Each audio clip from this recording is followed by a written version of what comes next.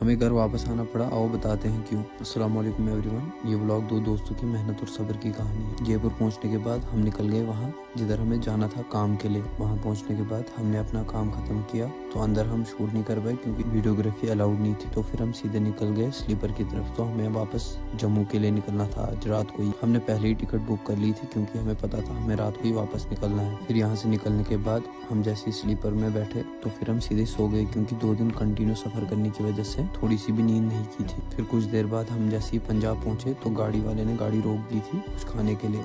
तो फिर हमने सोचा कुछ खा लेते हैं। तो फिर कुछ खाने के बाद हम बैठ गए वापस स्लीपर में। फिर हम और सो गए क्योंकि काफ़ी ज़्यादा थक गए थे 2 दिन से। फिर सुबह 6:30 हम पहुंच गए जम्मू। और जम्मू पहुंचने के बाद हमने पहले नमकीन चाय पी। नमकीन चाय पीने के बाद हम निकल गए फिर मार्केट की तरफ क्योंकि घर के लिए कुछ सामान लेना था। तो हमें आज घर ही जाना था। फिर कुछ सामान लेने के बाद जैसे हम टेम्पो में बैठे तो मेरी आँख में काफ़ी स्वेलिंग भी हुई थी।